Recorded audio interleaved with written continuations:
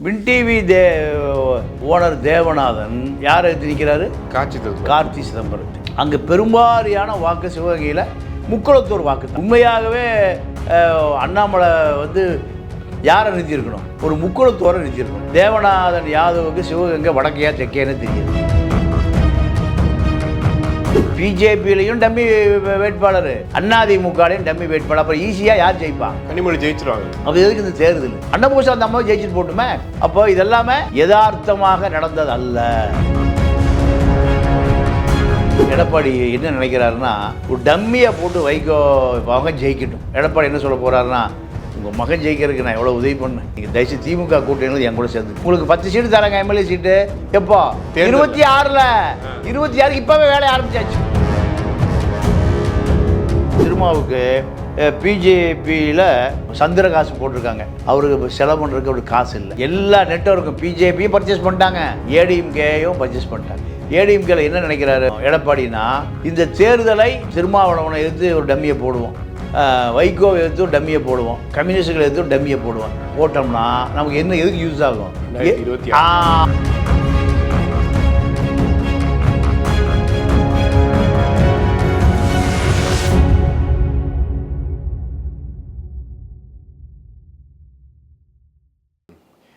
உலகெங்கும் வாழக்கூடிய ஆகாயம் தமிழ் நெஞ்சங்களுக்கு கிறிஸ்டியின் அன்பு வணக்கம். இன்று நம்மோடு மூத்த பத்திரிகையாளர் தமிழா பாண்டியன் இணைந்திருக்கிறார்.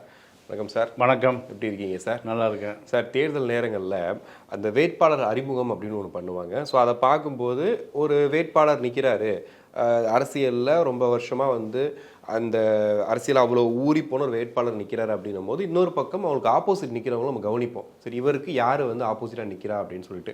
அப்படி பார்க்கும் சிதம்பரம் தொகுதியில் வந்து திருமாவளவன் நிற்கிறாரு. ஸோ அவர் அரசியலில் எவ்வளோ விஷயங்கள் பண்ணியிருக்காரு, எவ்வளோ வருஷமாக போராடிட்டு இருக்காருன்னு எல்லாமே தெரியும். இன்னொரு பக்கம் கார்த்தி யாழினி அப்படின்னு சொல்லிட்டு கொஞ்சம் நிப்பாட்டியிருக்காங்க. அவங்க எனக்கு தெரிஞ்ச வரைக்கும் திருமாவளவனை ஒப்பிடும்போது அந்தளவுக்கு பெருசாக யாரும் மக்கள் மனசில் பேசப்பட்டதும் கிடையாது, அவ்வளோ தெரிஞ்ச முகமும் கிடையாது. ஏன் இந்த மாதிரி நிப்பாட்டியிருக்காங்கன்னு நினைக்கிறீங்க? இல்லை, அதாவது திருமாவளவனை எதிர்த்து கார்த்தியாயினியை நிப்பாட்டிய அண்ணாமலை சிதம்பரத்தினுடைய மகன் கார்த்திக் சிதம்பரத்தை எதிர்த்து யாரை நிப்பாட்டியிருக்காருன்னா, பிஜேபியில் Devanathan win TV owner Devanathan. Okay. Win TV owner Devanathan யாரை எடுத்து நிற்கிறாரு? கார்த்தி சிதம்பரத்தை. அவருக்கு தேவநாதனுக்கு சிவகங்கை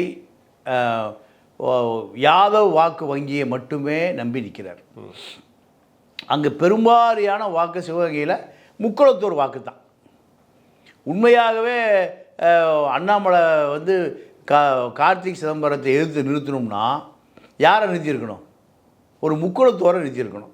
போன முறை தேர்போகி பாண்டியன் ஒருத்தர் அமமுக சார்பாக நிற்கிறார், சுயேட்சை தான் வச்சுங்க.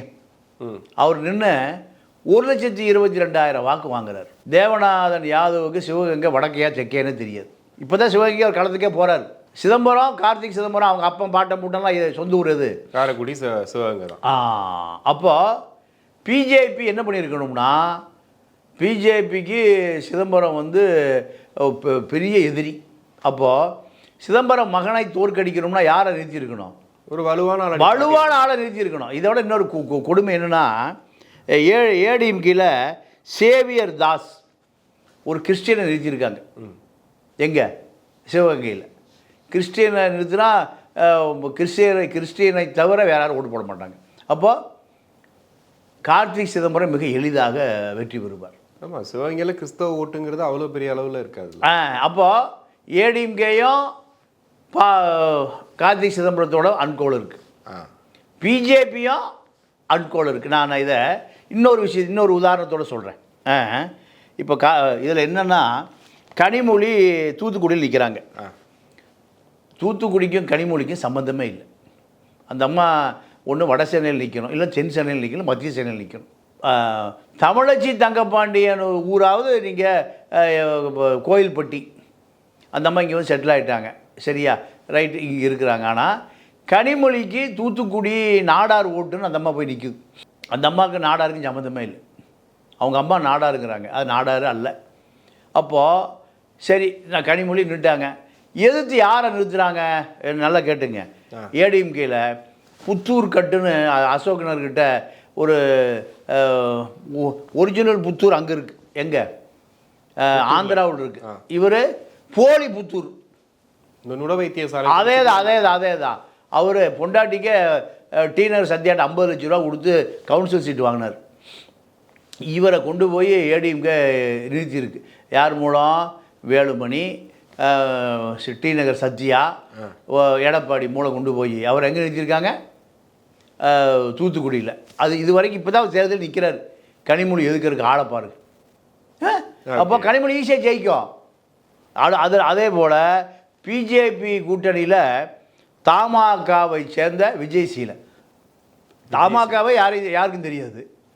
தமாகவைய யாருக்கும் தெரியாது. தமாகவில் இருக்கக்கூடிய விஜயசீலனை கொண்டு போய் கனிமொழிக்கு எதிராக நிறுத்தியிருக்காங்க. பிஜேபியிலையும் டம்மி வேட்பாளர், அதிமுகலையும் டம்மி வேட்பாளர். அப்புறம் ஈஸியாக யார் ஜெயிப்பா? கனிமொழி ஜெயிச்சிருவாங்கல்ல. அப்போ எதுக்கு இந்த தேர்தல்? அன்னபூசா அந்த அம்மா ஜெயிச்சுட்டு போட்டுமே.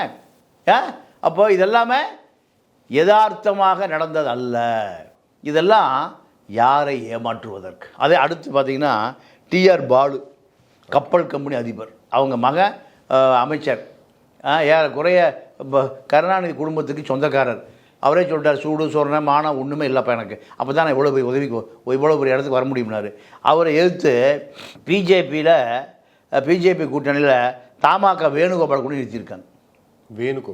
யார் அவர் வேணுகோபால்? யாருங்க தெரியும் அவரை பற்றி? அடுத்து ஏடிஎம்கேல ஒருத்தர் பிரேம்குமார். எங்கே எத்தனை முன்னாள் மந்திரிகள் இருக்காங்க, எத்தனை ரமணா இருக்கார். ரமணாலாம் நிறுத்தினா டிஆர் பாலுக்கு ஒரு பெரிய ஃபைட்டு கொடுப்பாரு. வேணுகோபால் கொண்டு நிறுத்தியிருக்காங்க. அப்போ ஈஸியாக டிஆர் பாலு ஜெயிச்சு வரட்டும். யார் சொல்கிறா? பாஜகவும் சொல்லுது, டிஎம்கேவும் சொல்லுது, ஏடிஎம்கேவும் சொல்லுது. அப்போ இதுக்கு பேர் தேர்தலா? அடுத்து பாருங்கள், செல்வ கணபதி சேலம் செல்வ கணபதி எடப்பாடியார் ஏரியா. யாரை நிறுத்தியிருக்காருன்னா 30 வயது ஒரு விக்னேஷன் ஒரு இளைஞன் நிறுத்தியிருக்கார். எப்போயா கட்சிக்கு வந்தார்? படிச்சுட்டு இருக்கும்போது கட்சிக்கு வந்தாராம். இன்னும் படிச்சுட்டு தான் இருக்கார். செல்வ கணபதிக்கு வயசு என்ன? 75 வயசு. அமைச்சர். எப்போ? ஜெயலலிதா காலத்தில் அமைச்சர். திமுகவுக்கு வந்தார். சுடுகாட்டு கூட கச்சா புச்சா ஏறக்குறைய 50 வருஷம் அரசியல்வாதிங்க அவர் எடுத்து 30 வயசு இளைஞன் நிறுத்துறான். எப்படி சமாளிப்பான்? அதே போல் நீங்கள் பிஜேபியில் பாமக கேண்டிடேட் துரைன்னு ஒருத்தர் நிறுத்தியிருக்காங்க. செல்வ கணபதி மிக எளிதாக ஜெயிச்சுட்டு வந்துடுவார். அடுத்து திருச்சியில் துரை வைகோ. யார் பையன்? வைகோ மகன். அவருக்கு எதிராக ஏடிஎம்கேல புதுக்கோட்டை மணல் மாஃபியா கரிகாலர் இருக்கார்ல, அவருடைய தம்பி. அவருக்கு ஆற்று மணலை தாயா தெரியும். பொக்கலைனில் அல்றக்கு ஆற்று மணலை தான் எல்லாம் தெரியும். அவரை கொண்டு எங்கே நிறுத்தியிருக்காங்க? திருச்சியில். யாருக்கு எதிராக? துரை வைகோவுக்கு எதிராக. திருச்சி நேருக்கு எதிராக. அங்கே களம் யாருங்க? களத்தில் யார் இருக்கா? நேரு தான். நேருக்கு எதிராக ஏடிஎம்கேல புதுக்கோட்டை கருப்பையா அப்படி நிறுத்தியிருக்காங்க. கரிகாலனுடைய அண்ணனோ தம்பியோ. அப்போ ஈஸியாக ஜெயிச்சு வரட்டும் வைகோ. அடுத்து பிஜேபியில் அமமுக செந்தில்நாதன். எங்கே? திருச்சி எவ்வளோ பெரிய சென்ட்ரு. திருச்சியில் நேரு தான் பெரிய ஜாம்பவான். உள்ளாட்சி 10 பிஏ வச்சு அங்கங்கே எல்லா கார்பரேஷனையும் ஒரு பிஏ வச்சு வசூல் பண்ணிகிட்டு இருக்கார். மேயரும் கிடையாது, கமிஷனும் கிடையாது. இவர் சொல்கிறால்தான் அங்கே. அப்போது இதெல்லாம் ஒரு அண்டர்ஸ்டாண்டிங் இல்லாமல் இயற்கையாக என்ன காரணம்னா, எடப்பாடி என்ன நினைக்கிறாருன்னா, ஒரு டம்மியை போட்டு வைகோ மகன் ஜெயிக்கட்டும், வைகோ மகன் ஜெயிக்கட்டும். எடப்பாடி என்ன சொல்ல போகிறாருன்னா, உங்கள் மகன் ஜெயிக்கிறதுக்கு நான் எவ்வளோ உதவி பண்ணேன், நீங்கள் தயவுசெய்து திமுக கூட்டணியில் என் கூட சேர்ந்துங்க, உங்களுக்கு 10 சீட்டு தராங்க எம்எல்ஏ சீட்டு. எப்போ? 26ல் 26க்கு இப்போவே வேலையை ஆரம்பிச்சாச்சு. இது எப்படி எடுத்துக்கிறதுன்னு சொல்லுங்கள். அதாவது இந்த நாடாளுமன்ற தேர்தலை சட்டமன்ற தேர்தல் கூட்டணிக்காக பயன்படுத்திக்கிறாங்க அப்படின்ட்டு. அதே தான். நீங்கள் இந்த வேட்பாளர்லாம் பார்த்தீங்களா? நேரு அங்கே பெரிய ஜாம்பவான், திருச்சி கண்டூரில் இருக்குது. வைகோ அவர் பெரிய லீடரு. 2 பேரையும் எதிர்ப்பதற்கு யாரை எழுதி வச்சுருக்காங்க? பொக்கலைன்னு ஓட்டுற, லாரி ஓட்டுற மணல் மாஃபியா கரிகாலனுடைய சகோதரன். அப்போ விஷயம் முடிஞ்சுதா? யார் ஜெயிப்பா ஈஸியா? துரை வைகோ ஜெயிப்பார். அப்போ இதுக்கு பேர் அரசியலா? அடுத்து கார்த்திக் சிதம்பரத்தை எதிர்த்து பின் டிவி தேவநாதன் நிறுத்தியிருக்காங்க. பின் டிவி தேவநாதன் யாதவ் வாக்கை மட்டும் நம்புறாரு. அங்கே வாக்கே வந்து முக்குளத்தோர் வாக்கு தான். எங்கே? சிவகங்கையில். அடுத்து ஏடிஎம்கேல சேவியர் தாஸ் கிறிஸ்டின் மட்டும் ஓட்டு போடுவான். அப்போ முக்குளத்தோர் வாக்கு வாய்ப்பே இல்லை. அதே ஆமாம். அடுத்து பார்த்தீங்கன்னா தென்காசியில் தேவேந்திர குல வேளாளர் வாக்கு வங்கி பெரிய வாக்கு வங்கி. அங்கே ஜான் பாண்டியனும் மோதுறாரு, கிருஷ்ணசாமி மோதுறாரு. யார் எந்த வாக்கு வங்கிக்கு? தேவேந்திர குல வேளாளர் வாக்கு வங்கி. அவர் 2 பேரும் என்ன பண்ணுவாங்க? இவர் பிஜேபி, அவர் ஏடிஎம்கே கூட்டணி. 2 பேருமே 2 பேரை 2 தொகுதிக்கு போட்டுருந்தீங்கன்னா 2 பேரும் ஜெயிச்சு வருவாங்க. தேவேந்திர குல வேளாளருக்கு 2 எம்பி கிடப்பாங்க. இப்போ எங்கே கொண்டு போட்டிருக்காங்க? ஒரே தொகுதியில் 2 பேரும் அடிச்சுக்குங்க. இது ஈஸியாக யார் ஜெயிப்பான்னா, கனிமொழியுடைய நண்பி டாக்டர் ராணி, திமுகவில் அந்த மாதிரி அரசு டாக்டர் ரிசைன் பண்ணிவிட்டு எலெக்ஷன் நிற்கிது. இவங்க தேவேந்திர குல வேளாளர் வாக்கு ஜான் பாண்டி கிருஷ்ணசாமி பிரிச்சுக்கிட்டாங்கன்னா திமுக ராணி அம்மா ஜெயிச்சிடும். இதெல்லாம் பிஜேபியும் உடந்தை, ஏடிஎம்கேயும் உடந்தை. யார் ஜெயிக்கிறதுக்கு? திமுக ஜெயிக்கிறது. அப்போது திமுக எல்லாத்தையும் பர்ச்சேஸ் பண்ணிருச்சா? அடுத்து வந்துடுவோம். அடுத்து திருநெல்வேலியில் நயினார் நாகேந்திரனுக்கு எதிராக அவர் பிஜேபியில் நிற்கிறாரு. ஏடிஎம்கேல ஜான்சி ராணின்னு ஒரு அம்மாவை நிறுத்தியிருக்காங்க. அந்த அம்மா அந்த தொகுதிக்கு இது வரைக்கும் எம்பியோ எம்எல்ஏவோ கவுன்சில் எதுவுமே இல்லை. அப்போது இதையெல்லாம் திட்டமிட்டு நடப்பதாகத்தான் நம்ம எடுக்க வேண்டியதாக இருக்குது. சேலம் செல்வ கணபதியை எதுக்க வலுவான நீங்கள் மாவட்ட செயலாளரோ முன்னாள் மந்திரியோ போட்டால் தான் அங்கே நிற்க முடியும். இந்த திமுக கேண்டிடேட்டில் ஒரு முஸ்லீம் கிடையாது, ஒரு கிறிஸ்தவர்கள் கிடையாது. எதில்? திமுக கூட்டணியில். அப்போது அதிமுக கூட்டணியில் அதிமுக அணியில் நின்று இந்த மிகப்பெரிய மலைகளை மோதுவதற்கு கவுன்சிலருக்கு கூட தகுதியில் அதால் இறக்கி விட்ருக்காங்க. அப்போது இதெல்லாம் நம்ம கூட்டி கழித்து பார்க்குற பொழுது என்ன தெரியுதுன்னா, இல்லை இதுக்கு பின்னாடி நீங்கள் சொல்கிற மாதிரி பார்க்கும்போது டிஎம்கே ஜெயிக்கிறதுக்காக இவங்க உதவுறாங்க அப்படின்றீங்க. அப்போ யார் வந்து அதிகமாக பணம் கொடுத்து சரி பண்ணான்னு நினைக்கிறீங்க? இல்லை டிஎம்கே சொல்லணுமா, இல்லை பிஜேபி சொல்லணுமா, இல்லை ஏடிஎம்கே சொல்லணுமா? டிஎம்கே எல்லா நெட்வொர்க்கும் பிஜேபியும் பர்ச்சேஸ் பண்ணிட்டாங்க, ஏடிஎம்கேயும் பர்ச்சேஸ் பண்ணிட்டாங்க. ஏடிஎம்கேல என்ன நினைக்கிறாரு எடப்பாடினா, இந்த தேர்தலை திருமாவளவனை எதிர்த்து ஒரு டம்மியை போடுவோம், வைகோவை எதிர்த்து ஒரு டம்மியை போடுவோம், கம்யூனிஸ்டுகளை எதிர்த்து ஒரு டம்மியை போட்டோம்னா நமக்கு எதுக்கு யூஸ் ஆகும்? எதிர்காலத்தில் நம்ம பக்கம் ஒரு சாஃப்ட் கார்னருக்கு உருவாகும். இப்போ அதே போல் இப்போ திருமாவளவன் திருமாவுக்கு பிஜேபியில் யாரை போட்டிருக்காங்கன்னா சந்திரகாசு போட்டிருக்காங்க. அவருக்கு செலவு பண்ணுறதுக்கு அவருக்கு காசு இல்லை. அடுத்து பிஜேபியில் கார்த்தியாயினி வேலூர்லேருந்து இறக்கியிருக்காங்க. வேலூர்லேருந்து அது அந்த அம்மா அடாவடி அரசியல் பண்ணுமே தவிர வெற்றி பெற முடியாது. ஆனால் ஏடிஎம்கே பொறுத்த வரைக்கும் திருமாவுக்கு அங்கே ஒரு அபரிமிதமான செல்வாக்கு இருக்குது. அதனால் அவரை அங்கே நீங்கள் பானை சின்னத்தில் கொடுத்தாலும் சிதம்பரம் தொகுதி அவருக்கான தொகுதி இல்லை சார். இப்போ ஏடிஎம்கே பிளான் பண்ணால் ஓகே. பிஜேபி வந்து இந்த தேர்தலை முக்கியமான தேர்தலாக பார்க்குறோம், அது இல்லாமல் தமிழகத்தில் பிஜேபி காலுன்றதுக்கு ஒரு மிக முக்கியமான தேர்தல்னு சொல்லிட்டு இப்போ அண்ணாமலையிலேருந்து எல்லாருமே சொல்லிட்டு இருக்காங்க. பட் அவங்க எப்படி இதை பண்ணுவாங்க? அப்போ இந்த வேட்பாளர்லாம் தகுதியான ஆட்கள் நீங்களே சொல்லுங்கள். தகுதி இல்லை. தகுதி அப்போ ஏன் வேறு ஆளே கிடைக்கலையா? அதிமுக வேறு ஆள் கிடைக்கல, திமுக வேறு, பிஜேபி வேறு ஆள் கிடைக்கலையா?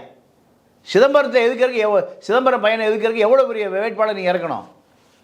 இல்லை அந்த தொகுதியிலேயே ஒரு முக்கியமான இறக்கணும் சரியா இருக்கும். கனிமொழி எதுக்கிறதுக்கு எவ்வளோ பெரிய ஆள் நீங்கள் எதுக்கணும்? தமிழச்சி தங்கப்பாண்டியன் எதுக்கிறதுக்கு எவ்வளோ பெரிய ஆள் இறக்கணும்? டிஆர் பாலு சாதாரண ஆளா?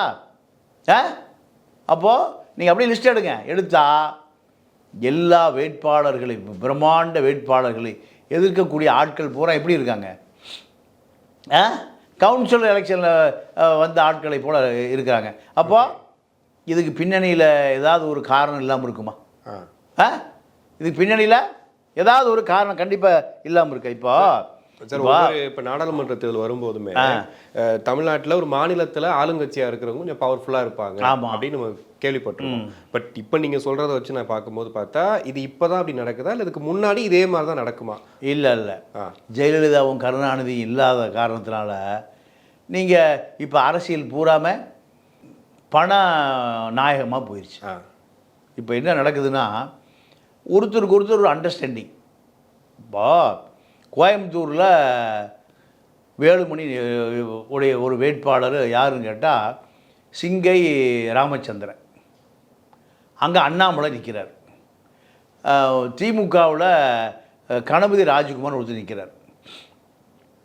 அண்ணாமலையுடைய தொகுதி கரூர் தான். போன தேர்தல் அங்கே அரவக்குறிச்சியில் நின்னார். இப்போ கோயம்புத்தூருக்கு வந்துட்டார். கோயம்புத்தூருக்கு வந்த பிறகு வேலுமணி என்ன பண்ணுறார்? வேலுமணியும் அண்ணாமலையும் தொழில் பார்ட்னர். கட்சி தான் வேறு வேறு, ஓகே, ரகசியமான பார்ட்னர். இவங்க 3 பேர். ஜக்கி அங்கே இருக்கார் எங்கள் கோயம்புத்தூரில். அவர் பிஜேபியில் முக்கியமான நபர். அப்போ இந்த கூட்டணி கோயம்புத்தூரில் அண்ணாமலை தேர்தல் நிற்கிறதுக்கு விருப்பமே இல்லை. அமித்ஷா விரட்டி நாமினேஷன் போட்டிருக்காரு. போட்ட பிறகு நீங்கள் நோட்டாவை கீழே போயிடக்கூடாது. அதனால் வேலுமணி என்ன பண்ணுறாரு? வேலுமணி தான் கொங்கு பெல்ட்டுக்கான இன்சார்ஜ். ஒரு டம்மி கேண்டிடேட்டை போடுறார். யார் அவர்? சிங்கை ராமச்சந்திரன். அவர் நாயுடு சமூகத்தை சேர்ந்தவர். நாயுடு நீங்கள் யாரை போட்டிருக்கணும்? அது பெல்ட்டு யார் பெல்ட்டு? கொங்கு பெல்ட்டு.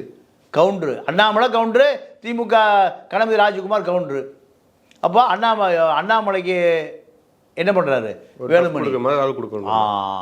ஏதோ ஒரு, அதாவது இன்றைக்கி விஜய் பாஸ்கரையும் தங்கமணி வேலுமணி எல்லா மணிகளை ஈடியிலிருந்து காப்பாற்றின ஒரே ஆள் அண்ணாமலை தான். விஜய் பாஸ்கர், வேலுமணி காப்பாற்றுனதுன்றீங்களா? இடி வராமல் காப்பாற்றுறது அவர் தான். ஐடி வராமல் காப்பாற்றுறது அவர் தான். Income tax. ஏன்னா டெல்லியில் அதிகாரத்தை கட்டுப்படுத்துகிற ஆள் யாருன்னு கேட்டிங்கன்னா அண்ணாமலையும் பிஎல் சந்தோஷம் தான். அவங்க என்ன சொன்னாலும் டெல்லி அப்படியே கிளம்பி வரும். அப்போ அந்த நன்றி கடனுக்கு அண்ணாமலைக்காக வேலுமணி இப்போ கோயம்புத்தூரில் அமர் பிரசாத் ரெட்டியும் ஆருத்ரா கோல்டு ஃபைன்ஸ் ஹரீஷும் கடுமையாக இறங்கி வேலை செய்கிறாங்க. எந்த பணம்? 1,00,000 பேரை ஏமாற்றின கள்ள பணம். ஹாரிஸ் மேலே வழக்கு இருக்குல்ல, ஹாரிஸ் மேலே ஏறக்குறைய முழுக்க ஆருத்ரா கோல்டு ஃபைனான்ஸ் வழக்கு இருக்குது. அவர் இப்போ அண்ணாமலைக்கு வேலை செய்கிறார். அப்போ இவர்களுக்கு எதை பற்றி, மக்களை பற்றியோ அரசியலை பற்றியோ வெக்கமான எதுவுமே கிடையாது. ஏன்? இப்படியே ஜெயிச்சா போதும். பணம் தான் முக்கிய காரணம். வழக்குகளை மறைக்கிறதுக்காகவும் பிஜேபி கூட கூட்டணி வேற என்ன தப்பிக்கிறதுக்கு? ஏங்க கருணாநிதி காலத்தில் அப்படி தாங்க இருக்குது. கருணாநிதி காலத்திலே அப்படி தான் இருக்குது. முரசொலி மாறன் காலத்தில் அப்படி தான் இருக்குது. அப்போது இந்த தேர்தல் தான் பட்ட வருத்தமாக தெரியுது என்ன நடக்குதுன்னு. கனிமொழி எதுக்கிறதுக்கு ஆளே இல்லாமல் கனிமொழி போனால் யார் இருந்தா? தமிழிசை சவுந்தரராஜன். அந்த அம்மா அங்கே நிறுத்தி பெரிய ஃபைட்டு கொடுத்தது. இப்போ ஆளே இல்லை.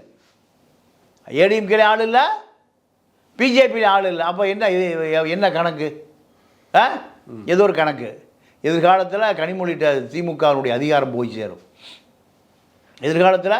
அப்போ அந்த நன்றி கடனை இப்போ தீர்த்து கொள்வதற்கு, அதெல்லாம் அடையாளப்படுத்துவதற்கு அந்த நன்றியை சேர்த்து இந்த மாதிரி இந்த தேர்தலில் அப்படி பண்ணேன், அதனால தான் நீங்கள் ஜெயிச்சிங்கன்னு சொல்கிறது. ஆமாம், ஒரு அண்டர்ஸ்டாண்டிங் தான் சார். திமுக, அதிமுக, பிஜேபி எல்லாமே கட்சி தான் வேறையே தவிர, நீங்கள் மணல் மேட்டராக இருக்கட்டும், சாராய டாஸ்மார்க் மேட்டராக இருக்கட்டும், அனைத்து கட்சி ஒன்றா தான் சார் இருக்காங்க. யாரும் எதிர்த்து பேசுகிறதே இல்லையே. இல்லை சார், தனித்தனி ஐடி விங்குன்றாங்க. இவருக்கு ஒரு தலைவருக்கு அவருக்கு தனியாக வந்து ப்ரொமோட் பண்ணுறதுக்கு சோசியல் மீடியாவில் பண்ணிகிட்டு இருக்கோன்றாங்க. இவ்வளோ செலவு பண்ணுறாங்க. நீங்கள் சொல்கிற மாதிரி தான் இதெல்லாம் பண்ண வேண்டிய தேவை இருக்காது. பிரச்சாரம் இந்த மாதிரி வெயிலில் போய் அலைஞ்சு பிரச்சாரம் பண்ண வேண்டிய அவசியமே இருக்காது சார். இல்லை, அவசியம் இல்லைன்னா கனிமொழி திமுக கனிமொழி அதிமுக கூட்டு போடுவாங்களா? அதிமுக கனிமொழி கூட்டு போடுவானா?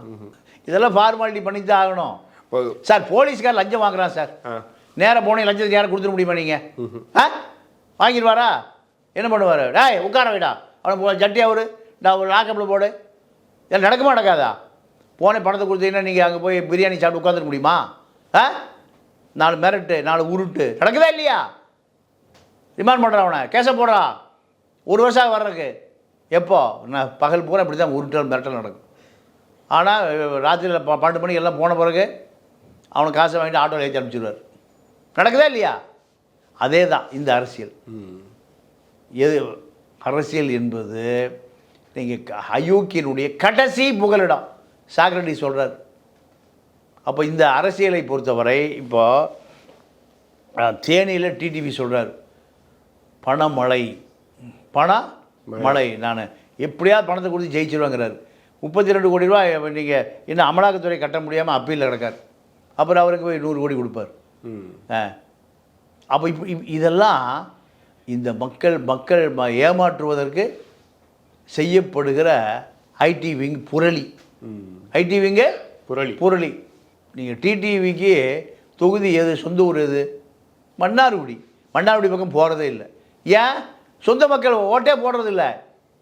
தேனிக்கு இவருக்கு என்ன சம்பந்தம்? தேனி ஒரு முறை ஜெயிச்சார் ஓபிஎஸ் இருக்கும்போது. ஓபிஎஸ் சொந்த தொகுதிக்கு போகிறதில்ல. எங்கே நிற்கிறாரு? ராமநாதபுரத்தில். ராமநாதபுரத்துக்கு ஓபிஎஸ்க்கு என்ன சம்பந்தம்? 15 சீட்டு கேட்குறாரு பிஜேபியில், 5 சீட்டுக்கு ஆள் ரெடி பண்ணுறாரு, 1 சீட்டு அதுவும் எதில்? தாமரையில். அப்போ ஓபிஎஸ்னுடைய அரசியல் அஸ்தமன கண்டிஷன் இருக்குது. நீங்கள் இதில் கமலஹாசன் காங்கிரஸுக்கு நீங்கள் பிரச்சாரத்துக்கே நான் வர முடியாட்டார். ஏன்? என்ன காரணம்னா, கமலஹாசன் காங்கிரஸ் கோட்டாவில் தனக்கு ஒரு எம்பி சீட்டு கேட்குறாரு. காங்கிரஸு கதவை திறக்கவே இல்லை. திமுகவை கதவு திறக்கல, காங்கிரஸு கதவு திறக்கல. வேறு வழி இல்லாமல் திமுகட்ட வந்து சரண்டர் ஆகிறார். வழிக்கு உங்களுக்கு நான் ஆதரவு தரேங்க, எனக்கு ஒரு சீட்டு கொடுங்க, அது அப்புறம் பார்த்துக்கலாம், இப்போ ஆதரவு கொடு, அப்புறம் பார்த்துக்கலாம், இப்போ ஆதரவு கொடு. ஆனால் ஆதரவு கொடுப்பதா கமலஹாசன் எழுதி தான் ஸ்டாலின் கொடுக்குறாரு. ஸ்டாலின் எழுதி கொடுத்தது பார்த்தீங்களா? இல்லை. அப்போது கமலஹாசன் திமுக காங்கிரஸ் கூட்டணிக்கு வழியக்க போய் ஆதரவு கொடுக்குறாரு. ஆதரவே வேண்டாங்குது காங்கிரஸும் திமுகவும். யாரை? கமலஹாசன். ஆனால் இப்போ என்ன செய்தி? ராஜ்யசபா சீட்டு உறுதின்னு திமுக எழுதி கொடுத்துருக்கா? இல்லை. எல்லாமே வதந்தி, புரளி, ரஜினி சொல்கிற மாதிரி எல்லாம் செட்டிங் தான். ஓகே. மக்களை படிப்படியாக ஏமாத்துறாங்க இந்த அரசியல்வாதிகள். படிப்படியாக ஏமாத்துறாங்க. பல அரசியல்வாதிகள் அரசியல் விட்டே போயிடுறாங்க. இல்லை, இந்த தேர்தல் கூட மக்கள் காசுலாம் சார் நடக்குது இப்போ. ஆமாம். அப்போ அப்படின்னும் போது தேர்தல் ஆணையம் வந்து இது அட்லீஸ்ட் இதையாவது கொஞ்சம் இது பண்ணி ஒரு வேட்பாளர் நிப்பாட்டுறீங்க, இவ்வளோ அப்பட்டமாக தெரியுது, இப்போ நீங்கள் சொல்கிற லிஸ்ட்டை வச்சு பார்க்கும்போது நான் கேட்குறேன், அது கூட ஒரு இது இருக்காது. இல்லை, இது தேர்தல் ஆணையம் எப்படி நல்ல தேர்தல், நல்ல எதிர்க்கிறவருக்கு நல்ல வேட்பாளர் கொண்டு வந்து கொடுக்கணும் தேர்தல் ஆணையமாக சொல்லணும்? இல்லை சார், நீங்கள் சொல்கிற பணமழைன்னு ஓப்பனாக பேசுகிறாங்கன்னு ஒரு இடத்துல வந்துட்டு அவங்களே வந்து நட்சத்திர தொகுதி அப்படின்னு சொல்கிறாங்க. இந்த மாதிரி விஷயங்கள்லாம் அவங்களே ஒரு படம் பார்க்குற மாதிரி தான் சார் இருக்குது. ஒரு படத்தில் பார்க்கும்போது இந்த படம் வந்து சூப்பர் ஹிட் ஆக போகுது, பிளாக் பஸ்டர் ஆக போகுதுன்னு இவங்களே சொல்கிறாங்களே. சரி, இதுவே ஒரு மாதிரி முரண்பாடாக தானே இருக்குது. இல்லை, அதாவது இந்த தேர்தலை பொறுத்த வரைக்கும் ஆளுங்கட்சி கூட்டணி எல்லா சீட்லையும் ஜெயிக்கும். ஏன்னா ஆளுங்கட்சி கூட்டணிக்கு தான் வாக்கு வங்கி அதிகம். பிஜேபிக்கு வாக்கு வங்கியே இல்லை. பிஜேபி கூட்டணிக்கு வாக்கு வங்கியே இல்லை. கூட்டணிக்கு வாக்கு வங்கி எப்போ வரும்னா அதிமுக கூட சேர்ந்தான். அதிமுக சேர்த்துல. ஏன் அதிமுக சேர்த்துலைன்னா பிஜேபியோடு சேர்ந்தால் வேறு எந்த வாக்கும் கொடுக்காது. திமுக தான் அபரிமிதமாக வெற்றி பெறும். அதனால் எடப்பாடி பிஜேபியிலேருந்து பிரிச்சுட்டு வந்துட்டார். பிரிச்சுட்டு வந்து இந்த தேர்தலை என்ன பண்ணுறாரு? கூட்டணி கட்சிகளோடு இணக்கமாக வேட்பாளர்களை நிறுத்தி ஒரு முன்னோட்டமாக வச்சு இதுதான் வைகோ மகனை எதிர்த்து நல்ல எதிரான வேட்பாளர்கிட்ட வந்து இப்போ திருச்சியில் பழைய அமைச்சர்கள் நிறைய பேர் இருக்காங்க. திருச்சியில் கொண்டு போய் நீங்கள் ஹெல்த் விஜயபாஸ்கரே இறக்கியிருக்கலாம். யார்? துறை வைகோ எதிர்த்து. ஏன் அப்படிலாம் ஏன் எதுக்கலை? ஒரு டம்மியா ஏன் போடுறாரு? வைகோ திமுக கூட்டணியிலேருந்து எங்கே வருவார்? அதிமுக கூட்டணிக்கு வருவார். இதுதான் இந்த கணக்கு தான். கூட்டணி கட்சி தலைவர்களை நீங்கள் எதிர்க்கக்கூடிய எல்லாமே அதிமுக பலவீனமான ஆட்களை போடுது. அதே போல் நீங்கள் இப்போ கமலஹாசன் காங்கிரஸுக்கும் திமுகவுக்கும் வழியே போய் ஆதரவு தெரிவிக்கிறார். இது இவர்களுடைய ஆதரவு, கமலுடைய ஆதரவை இந்த கட்சிகள் ஏற்றுக்கொள்ளவே இல்லை. அதே போல் திருநாக்கரசு என்ன பண்ணுறாரு? திருச்சி முன்னாள் நாடாளுமன்ற உறுப்பினர், அவர் என்ன பண்ணுறாருன்னா அவருக்கு சீட்டே இல்லை. என்ன காரணம்னா அதிமுகவை காங்கிரஸோடு இணைப்பதற்கு ஒரு உறவு பாடம் போடுறாரு ராகுல்கிட்ட. இதை திமுக தலைவர் தெரிஞ்சுக்கிறார். அப்போ இந்த கூட்டணியை உடைக்கிறதுக்கு முயற்சி பண்ணுறீங்களா? இந்த கூட்டணியில் திருநாவுக்கரசு சீட்டே இல்லையா? சீட்டு எங்கேயுமே அவர் கொடுக்கலையே. இப்போ என்ன காரணம் புரியுதா? காங்கிரஸில் யார் நிற்கணும்னு முடிவு பண்ணுறது யார்? காங்கிரஸ் கட்சி காங்கிரஸ் தான். காங்கிரஸ் கட்சிக்குள்ளே திருநாவுக்கரசு சீட்டு வாங்க முடியலையே. திருச்சியில் நிற்க முடியாது, திருநெல்வேலி நிற்க முடியாது, எங்கேயுமே நிற்க முடியலையே. அதை யார் நிற்கணும், எங்கே நிற்கணும்? அவர் திமுக தான் முடிவு பண்ணுது. லிஸ்ட்டு போகுது, செல்வ பெருந்தகை அனுப்புகிறாரு. செல்வ பெருந்தகை அனுப்பும்போது அந்த லிஸ்ட்டு, இப்போ முதல் லிஸ்ட்டை ராகுல் காந்தி கிழிச்சி தூக்கி வீசிட்டாராம். ஏப்பா எல்லாம் காசு வாங்கிட்டு போட்ட ஆளுக்கு மாதிரி இருக்குது, இது யாருமே கட்சிக்காரன் தெரியல, வேறு லிஸ்ட்டு கொண்டான்னு ரெண்டாவது லிஸ்ட்டு கொண்டு போய் கொடுத்து தான் இப்போ அந்த லிஸ்ட்டெல்லாம் வெளியே வந்திருக்கு. இதில் திருநாவுக்கரசு சீல்லையே இல்லை. திருநாவுக்கரசுக்காக ரெக்கமெண்டேஷன் ரஜினியே முதலமைச்சர் பேசியிருக்கார். அவர் செவி சாய்க்கவே இல்லையா? இந்த கூட்டணியை உடைப்பதற்கு முயற்சி பண்ண ஒரே காரணத்தினால யார் பழிவாங்கப்பட்டார்? முன்னாள் ராகுலுக்கு நெருக்கமான காங்கிரஸ்காரர், முன்னாள் எம்ஜிஆருக்கு நெருக்கமான அதிமுககாரர், பிஜேபிக்கு வாஜ்பாய்க்கு நெருக்கமான முன்னாள் பிஜேபிக்காரர், 3 கட்சிக்கும் போனால் திருநாவுக்கரசு இந்த தடவை தேர்தலே இல்லை. அப்போது இதை இங்கே பெரிய அண்ணன் யாருன்னு கேட்டிங்கன்னா திமுக தான். திமுக பிஜேபியோடும் தொடர்பில் இருக்குது, அதிமுக அனைத்து கட்சியோடும் தொடர்பில் இருக்குது. இப்படி இந்த தேர்தல் நேரடியாக மக்களை வாக்கு வங்கியாக வைத்திருக்கக்கூடிய ஒரே கூட்டணி கட்சி திமுக கூட்டணிகள் தான். இந்த திமுக கூட்டணிகளை எதிர்ப்பதற்கு அதிமுகவும் வலுவாக இல்லை, பிஜேபியும் வலுவாக இல்லை. இதுதான் செய்தி. கண்டிப்பாக சார், நிறைய விஷயங்கள் பேசணும். உங்கள் நேரத்துக்கும் நன்றி. நன்றி, வணக்கம்.